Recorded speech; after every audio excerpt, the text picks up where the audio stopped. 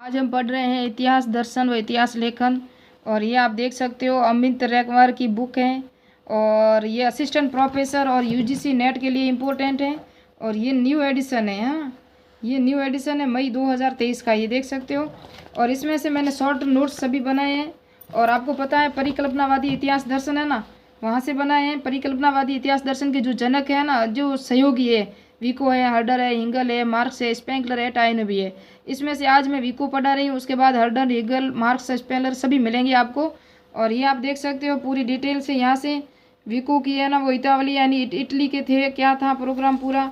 और इसमें से मैंने पूरा का पूरा डिटेल लेके आपको नोट्स दे रही हूँ। ये देख सकते हो 2-3 पेज, 2 पेज के थे इस बुक में। कुल मिला के इन सबको मैंने सॉर्ट किया है और आपको परीक्षा उपयोगी तथ्य 2 पेज में ही नोट्स बनाए हैं। कितने में? सिर्फ 2 पेज के नोट्स बनाए हैं। और ये देख सकते हो आप। और ये पूरी डिटेल है विको की। आप इसकी अगर आप भी नोट्स बनाते हो तो मैं इसलिए आपको पीडीएफ दे रही हूँ कि आप खुद भी इसके नोट्स बना सकते हो। ये पीडीएफ है, आप पूरी देख सकते हो। सिर्फ विको की है ना।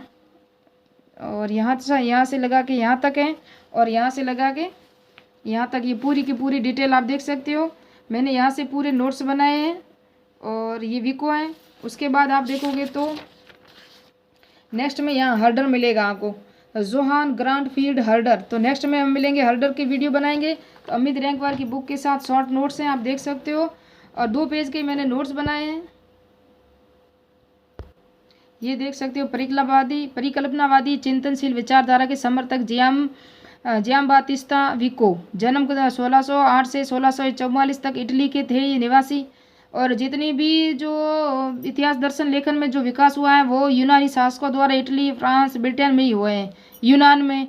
और विको के बेरम फैक्टम क्या नियम है वो मैं बता दूंगी आगे आगे नेक्स्ट में समझाऊंगी आपको को बेरम फैक्टम इसका सिद्धांत क्या है। इतिहास दर्शन का सर्वप्रथम विकास भी इन्होंने किया था।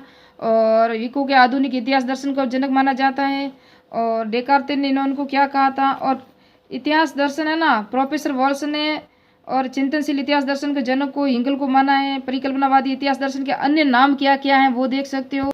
ये विको की बुक है, उसको क्या नाम दिया, कब प्रकाशन में आई। और वेरम फैक्टम नियम मैंने यहाँ समझाया पूरा, आपको पूरा डिटेल से बताऊंगी। इनके 2 पक्ष कौन से थे विको के इतिहास की गति के 2 पक्ष, कोर्सो और रिकोर्सो थे। और इसने 3 जो युग बताए थे वो कौन कौन से युग बताए थे। और तार्किक युग किस युग को कहा गया था, ये पूरी डिटेल है, आप देख सकते हो। और रचनात्मक पद्धतियाँ दी थी ना इन्होंने, विको ने ऐतिहासिक की रचनात्मक पद्धतियाँ या सिद्धांत कौन कौन से 4 सिद्धांत दिए थे। और सामूहिक मन, ग्रुप माइंड का क्या इनकी अवधारणा थी। और कॉलिंगवुड ने इसको क्या कहा था। और जो विको का वेरम फैक्टम अधिनियम जो अवधारणा थी उसी के अनुसार किस इतिहासकार ने अपना नियम प्रस्तुत किया था। और समय की पुनरावृत्ति पर विको का विचार क्या था। पुनरावृत्ति यानी परिवर्तन वगैरह, पुनरावृत्ति जो बार बार इतिहास दोहराता है उस तरह पे। और विको की और जो विको के अनुसार इतिहासकार द्वारा की जाने वाली 5 गलतियां कौन कौन सी थी जो इतिहासकार अपने लेखन में करता है, तो वो मैं आपको बाद में सारे नेक्स्ट पूरी डिटेल से बताती हूँ। अभी तो स्टार्ट करते हैं। परिकल्पनावादी चिंतनशील विचारधारा के समर्थक जियाम्बातिस्ता विको, जन्म ये हुआ था इटली, मैंने बता दिया। वेरम फैक्टम सिद्धांत का प्रतिपादन किया था। इस इतिहास दर्शन का सर्वप्रथम विकास इटली व फ्रांस के विचारकों को माना जाता है। विको इटली निवासी थे। और इतिहास का चक्रीय सिद्धांत स्पेंगलर ने दिया था, जबकि स्पेंगलर ने है ना चक्रीय सिद्धांत जो दिया था ना, ये पेचदार सिद्धांत। ये देखो इतिहास दोहराता है, या चलता है फिर रुकता है, फिर दोहराता है, फिर चलता है, फिर रुकता है, फिर दोहराता है। यानी कि विको ने जो इतिहास दर्शन दिया था उन्होंने कहा था कि स्थान, व्यक्ति और समय जो परिवर्तन होता रहता है, लेकिन इतिहास दोहराता है कुछ नए तथ्यों के साथ, कुछ नई अवधारणाओं के साथ। ये किसने कहा था? विको ने कहा था। जो इसको नाम क्या दिया था इन्होंने? पेचदार अवधारणा नाम दिया था। क्या दिया था? पेचदार। इसी पेचदार अवधारणा को स्पेंगलर ने चक्रीय सिद्धांत कहा। इन्होंने कहा कि जीवन के जो चक्कर हैं या इतिहास के दर्शन के जो चक्कर हैं वो एक दूसरे के चक्कर के बाद क्रमबद्ध आते हैं। जैसे कि पहले सुख आएगा तो फिर दुख आएगा, दुख आएगा तो फिर सुख आएगा। इसी तरह जिंदगी में ये चक्कर चलते रहते हैं। जैसे कि जो विको ने कहा था कि पहले देव युग था, उसके बाद वीर युग आया, वीर युग के बाद उसके बाद मानव युग आया। और इस तरह उन्होंने कहा कि त्रेता युग, देवता युग, उसी तरह परिवर्तन होता रहता है वापस से अंत होता है और बार बार इतिहास दोहराता है। ये विको का दर्शन था, लेकिन इन्होंने स्पेंगलर ने चक्रीय सिद्धांत के रूप में प्रस्तुत किया था। वो स्पेंगलर के रूप में हम नेक्स्ट में पढ़ेंगे। विको को स्पेंगलर और टाइनबी का अग्रगामी कहा जाता है। जिस तरह चंद्रसेन को प्रताप का अग्रगामी कहा जाता है ना, उसी तरह इनको भी कहा जाता है विको को। प्रोफेसर वॉल्स ने विको को आधुनिक इतिहास दर्शन का जनक कहा था। तो आधुनिक इतिहास का दर्शन WH वॉल्स ने विको को कहा था, लेकिन परिकल्पनावादी इतिहास दर्शन का जनक है ना, उसको हिंगल को माना जाता है। किसको माना जाता है? हिंगल को माना जाता है।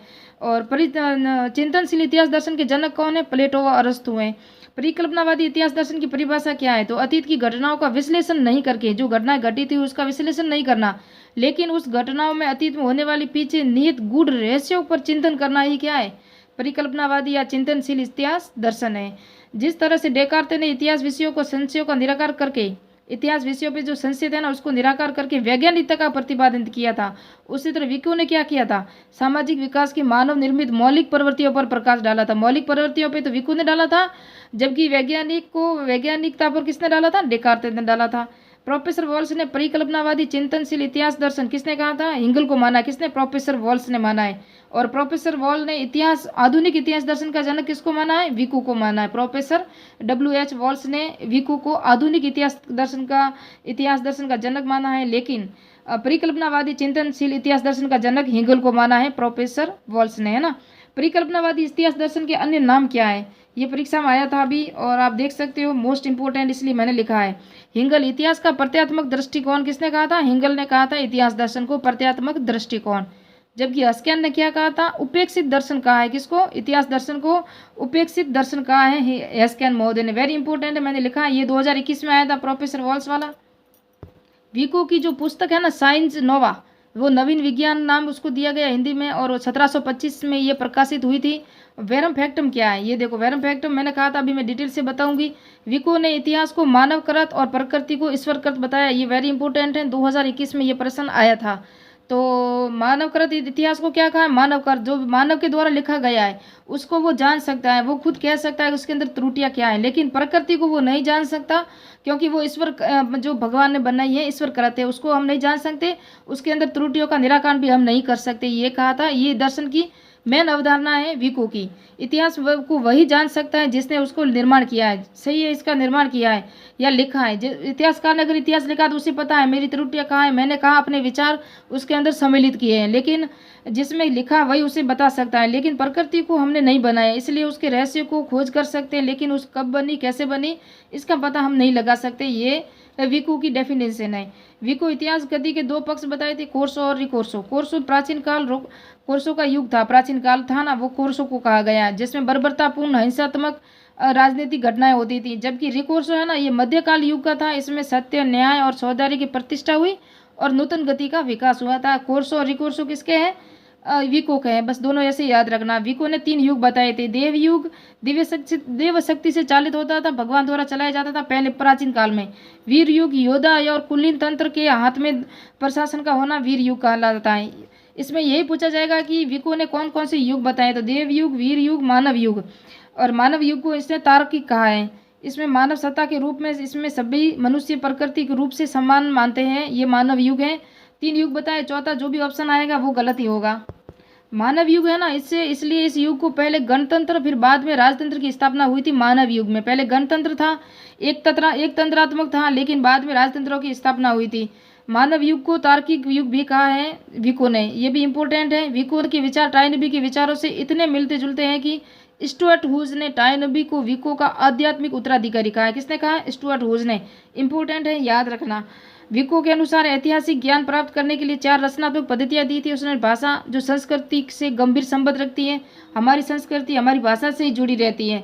अगर हम अपनी भाषा का आदान प्रदान कर सकते हैं तो हमारी संस्कृति का भी विकास हो सकता है। फिर पौराणिक कथाएं, जो हमारे प्राचीन काल में महाभारत, रामायण वगैरह में जो भी कहानी, गीता है जो लिखी हुई है, वो पौराणिक कथा है, उनके समर्थन में कहा है। फिर परंपराएं, वास्तविकता की धुंधली याददाश्त। परंपराएं जो पुराने जमाने में हमारे होती थी, जैसे कि घूंघट प्रथा है, जैसे कि हमारी बाल विवाह प्रथा है, वो थी क्या? परंपराएं थी। उसके अंदर धुंधली याददाश्त है, क्योंकि हम उस वक्त थे नहीं, तो हम कैसे उसका अनुमान लगा सकते हैं? हम अनुभव ही कर सकते हैं या अनुमान ही लगा सकते हैं कि परंपराएं थी। तो ये पद्धतियां थी और उन्हीं के अनुसार उन्होंने इतिहास लिखा था। असभ्य मस्तिष्क का अध्ययन, समान परिस्थितियों में समान प्रतिक्रियाओं में अभिव्यक्त करना।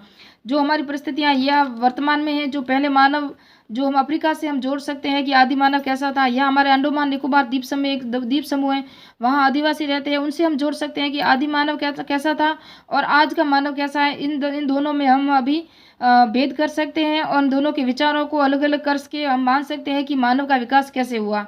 असभ्य मस्तिष्क का अध्ययन कैसा था पहले, अभी सभ्य मानव है। विको का सामूहिक मन, ग्रुप माइंड क्या था, तो ऐतिहासिक परिवर्तन में विको सामूहिक मन से सतत प्रगतिशील सभ्यता के निर्माता के रूप में चित्रित करके एक समुचित आधुनिक विचारधारा को प्रस्तुत किया था। इसने प्रगतिशील सभ्यता के निर्माता, बस यही इसका मेन पॉइंट है असामूहिक मन या ग्रुप माइंड का।